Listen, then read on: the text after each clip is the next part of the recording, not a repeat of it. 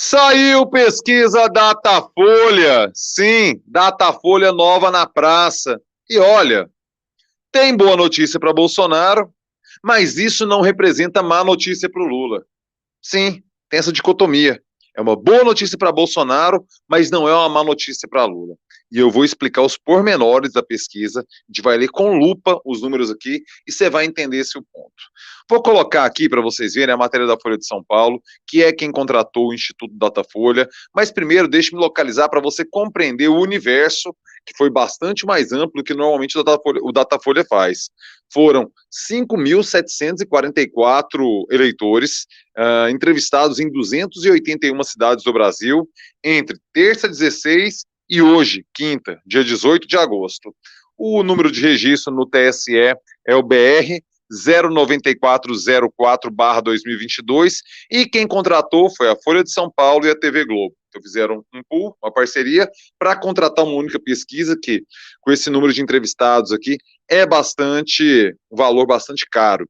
Então esse é o universo. Números, vamos colocar aqui a matéria da Folha de São Paulo, aqui na tela, para que vocês leiam, junto comigo, o detalhamento de tudo aqui que a matéria traz para nós debatermos. Aqui, compartilhar. Está na tela. Agora, Bolsonaro avança e vantagem de Lula agora é de 15 pontos no primeiro turno. Vocês se recordam daquela fala do Alexandre de Moraes, né? Aquele histórico discurso do Alexandre de Moraes. Nós temos 157 milhões de eleitores, se eu não me engano, que o Alexandre de Moraes falou ali, 154 milhões de eleitores, certo? Então a gente tem que pensar que um ponto percentual é mais de 1,5 milhão de votos. Gente, um ponto percentual é coisa pra cacete. Então aqui a gente está falando de 10 pontos percentuais, são 15 milhões de votos, mais de 15 milhões de votos, certo? E mais 5, 7,5, já falando de 22 milhões e 500 mil votos. É porque às vezes a gente fica falando em ponto percentual, parece fácil. A distância, gente, é de 22,5, mais de 22,5 milhões de votos. Só para entender, o estado de Goiás, nosso estado, e para quem está aqui no YouTube e não sabe, falo de Goiânia, Goiás, tem 7 milhões e poucos de habitantes. Eleitores deve dar quase 5 aí, estimo eu. Para você ver o caminhão de votos que separa Lula de Bolsonaro. Mas é inegável que Bolsonaro teve uma boa notícia. Vamos para os números, certo? O ex-presidente aqui, ó, aqui que eu tô aqui, o ex-presidente Lula tem 47% dos votos, ante 32% do atual titular do Planalto. Ou seja, nós temos o Lula com 47% da intenção de votos e o Bolsonaro 32%. Na última pesquisa, feita no final de julho, certo? A distância era de 18 pontos percentuais. Em maio, era 21 pontos. Então, aquilo que eu sempre falo para você, a pesquisa é uma foto. A gente tem que observar o filme. E como é o filme? Lula estável nesse patamar de 48, 47 pontos percentuais na Datafolha, que é a mesma metodologia, é isso que temos que nos atentar, enquanto Bolsonaro vem numa leve crescida. Ele cresceu 5 pontos percentuais de maio até o mês de agosto, ou seja, do mês 5 ao mês 8. Nessa pegada, nessa toada, ele vai ultrapassar o Lula lá para abril do ano que vem. Só com um detalhe, a eleição não é em abril, a eleição é dia 2 de outubro, daqui a um mês e meio. Então, a velocidade de crescimento de Jair Bolsonaro é uma boa notícia, claro, ele está crescendo. Só que não é uma notícia para o Lula por 2 motivos. Primeiro, a curva está muito tímida, tem que dar uma acelerada brutal. E outra, Lula não está perdendo voto. Porque se o Lula tivesse caindo e Bolsonaro crescendo, ou seja, a gente estaria tendo uma migração de votos de Lula para Bolsonaro. Aí sim Lula teria uma má notícia. E aí, dependendo da intensidade dessa curva, poderia ser uma péssima notícia. Não é o caso. Entendam a interpretação dos números, por favor. Bolsonaro tem uma boa notícia? Tem. Está crescendo. Isso é uma má notícia para o Lula? Não. Porque Lula não está caindo e a curva de crescimento de Bolsonaro, ainda até o momento, hoje, dia 18 de agosto de 2022, é muito tímida, insuficiente para uma virada nessa mesma projeção dentro de 45 dias, arredondando aí, 45, 46, 47 dias. Compreendem? Esse é o cenário. Vamos descer aqui para ver mais detalhes. Ciro Gomes, com 7% dos votos, ele ainda dentro da margem de erro, né? Ele estava com 6 anterior, então continua aqui. Veja você a diferença. Aqui no mês de maio, que é essa pesquisa aqui, ó, 25 de maio, o Jair Bolsonaro tinha 27, Lula tinha 28, Ciro tinha 7. Ciro continua estabilizado, 7, 8, 7, pá. Aqui, dentro da margem de erro. O único que cresceu fora da margem de erro foi Jair Bolsonaro. Tendo em vista são 2 pontos percentuais, ele cresceu 5 pontos percentuais. Lula variou de 48 para 47 dentro da margem de erro, de 2 pontos percentuais. Isso não muda absolutamente nada. Nós temos um cenário amplamente estável. E o que? A estabilidade, o empate, favorece quem está na frente. Vai, o Lula joga pelo empate, quem tem que virar o jogo é Bolsonaro. E a campanha de Bolsonaro sabe disso. Vamos pegar outro recorte aqui para vocês compreenderem que temos mais coisas a falar dessa pesquisa Datafolha de hoje. Votos válidos. Ainda dá Lula no primeiro turno, mas em maio a situação era mais confortável. Ele tinha 54 pontos percentuais. Ele estava ganhando em primeiro turno fora da margem de erro. Agora não. Continua acima, 51 pontos percentuais, mas dentro da margem de erro, ou seja, está muito estreito aqui. Por isso que eu sempre digo que o Ciro Gomes corre um risco de marinização ou alquimização. O que aconteceu com Marina Silva e Geraldo Alckmin em 2018, que os candidatos tinham um potencial de voto muito expressivo, eram tidos como figurões e saíram apequenados das urnas de 2018. Ciro Gomes saiu com 12,5% dos votos em 2018. Agora marca 8%. Se ele for esvaziado, a tendência de migrar votos para o Lula, ele ampliar essa margem de votos válidos aqui, que agora está com 51% dos votos válidos, e o Ciro Gomes murchar. Tem essa chance. Veja você que as outras candidaturas são insignificantes, não dá nem para citar. 2%, é tudo da margem de erro para o zero, entendeu? Tudo isso a gente colocou. O que a gente observa? Primeiro, que o Auxílio Brasil, a expectativa do Auxílio Brasil, o início do pagamento do Auxílio Brasil, aliado à redução do preço dos combustíveis, não reverteu exatamente na proporção que Jair Bolsonaro esperava. Esse é o ponto.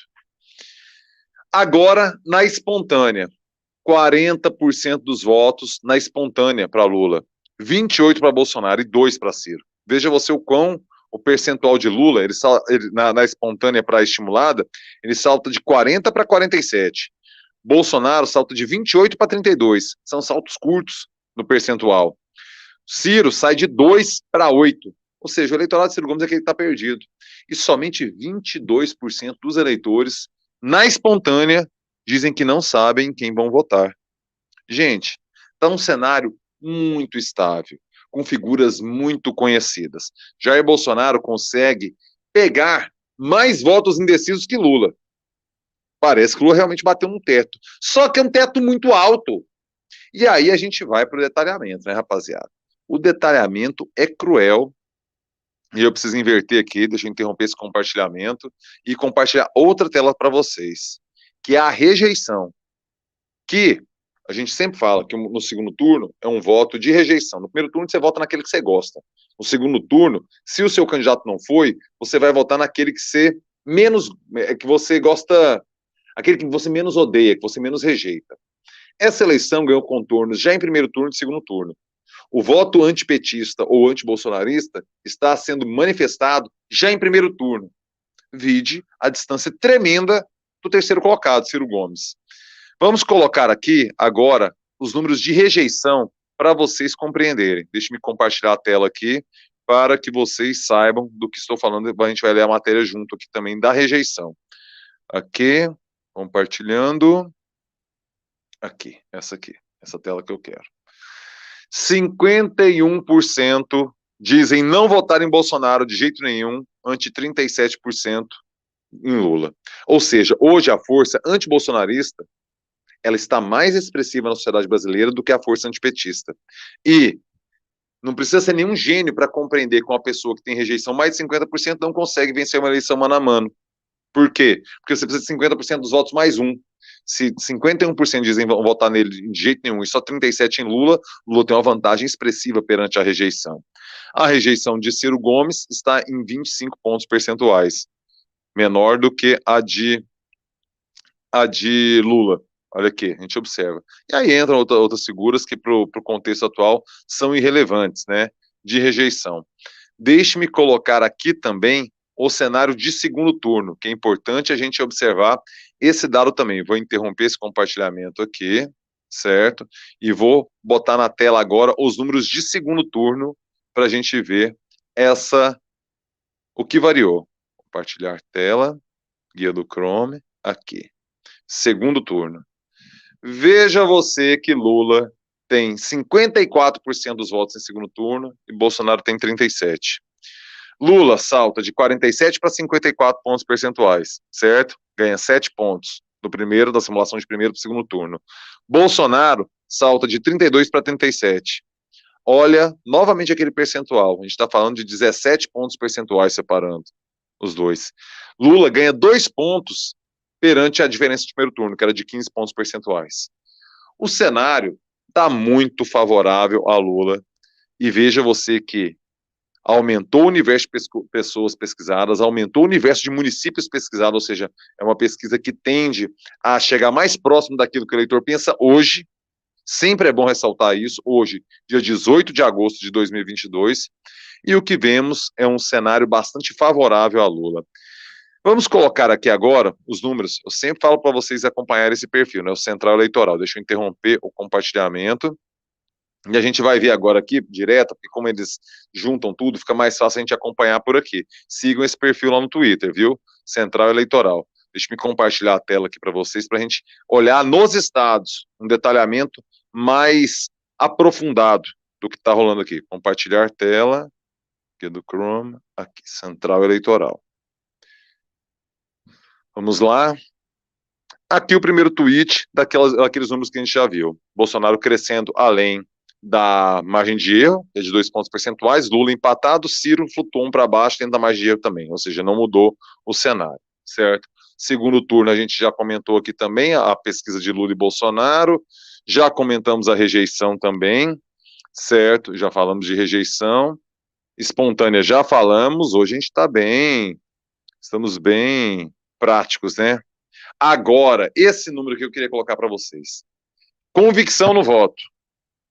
75% dos eleitores brasileiros já estão convictos, dizem que não vão mudar de voto. Só que desses, 83% dos eleitores de Lula estão convictos e não mudarão de voto. 80% dos eleitores de Bolsonaro, ou seja, 83% daqueles 47%. 80% daquele universo de 32 pontos percentuais. E somente 35 pontos percentuais daquele universo de 7 pontos que o Ciro tem. Ou seja, 1/3 dos eleitores do Ciro. Então, seja, entre 4 e 5 pontos percentuais do total de eleitores, do total do eleitorado brasileiro, que hoje estão com Ciro, podem mudar de voto. A gente sabe que o segundo voto prioritário do eleitor de Ciro é para Lula. Isso pode vir a definir um segundo turno. Aliás, a não existência de segundo turno, caso migre já em primeiro turno. Vou dar uma pincelada rápida nos estados aqui para a gente finalizar essa parte, certo?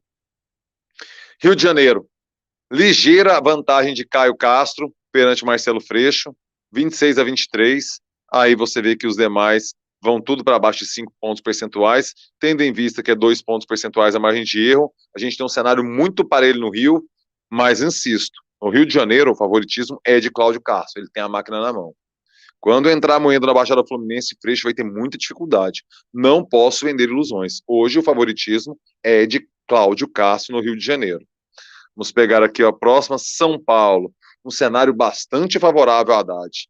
38 pontos percentuais para Fernando Haddad, 16 para Tarcísio, candidato bolsonarista, e 11% para Rodrigo Garcia, que é o candidato do PSDB, partido que governa o estado de São Paulo já se vão 20 anos.